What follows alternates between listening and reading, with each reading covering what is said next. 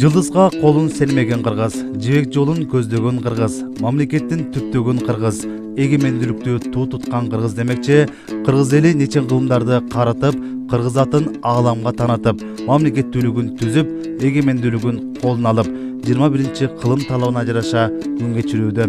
Быйыл 2024-жылы кыргыз мамлекеттүүлүгүнүн түптөлүшүнө 100 жыл толуп турат. Кыргыз мамлекеттүүлүгүн түзүү ошол мезгилде чоң кыйынчылыктар, бут тоосуулар менен коштолгон. Азыркы Кыргызстан аймагы кыргыз эли Түркстандын курамында болгон.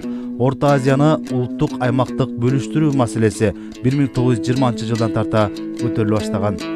1922-жылы декабрда РККБнын Борбордук комитети Тоолуу Кыргыз облусун түзүү чечимин жокко чыгарган.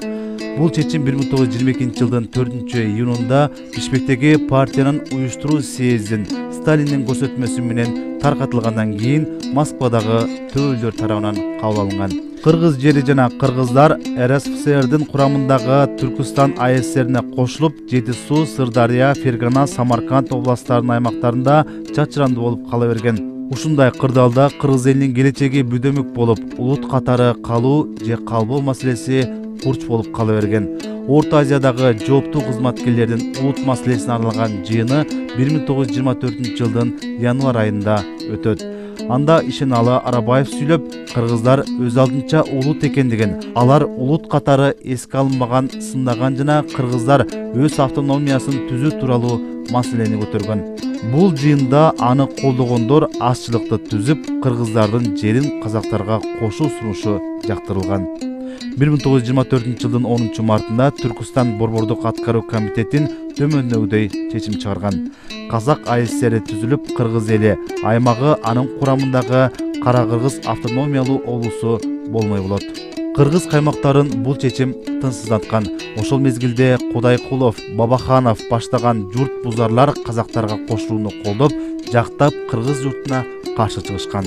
Кыргыздын ошол кездеги төбөсү көрүнгөн патриот инсандар болгон, жүрөктөрү кыргыз деп соккон Ишеналы Арабаев, Жусуп Абдрахманов, Абдыкерим Сыдыков, Касым Тыныстанов, Баял Исекеевдин зор эмектеринин аркасында 1924-жылы 14 октябрында Кара-Кыргыз автономиялуу облусу түзүлөт.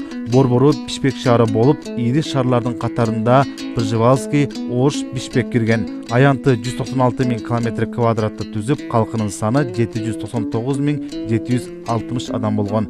Мамлекет башчылыгына 1-секретарь Каменский, 2-секретарь Жусуп Абдрахманов, Ревкомдун төрагасы Иманалы Айдарбеков, аткаруу комитетинин төрагалыгына Абдыкадыр Орозбековдор шайланат. Арадан бир нече ай өтүп, тактап айтканда 1925-жылдын май айында кара деген сөз алынып салынып, Кыргыз автономиялуу облусу 1926-жылдын февраль айында Кыргыз автономиялуу республикасы болуп өзгөргөн. 1936-жылы СССРдин курамындагы Кыргыз СССР деген аталышты алып, 1991-жылга чейин СССРдин чеңгелинде болуп келет. 1991-жылы табиятынан эркиндикти сүйгөн кыргыздар эгемендүүлүгүн колуна алат.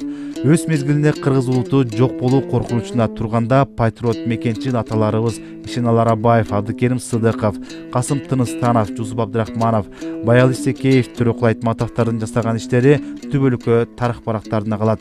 Келечек муун тарых барактарын барактап, жылдар өтүп, кылымдар тогошкон мезгилдерде да аталардын эмгектерин унутпайт деген ишеним менен жашап келебиз.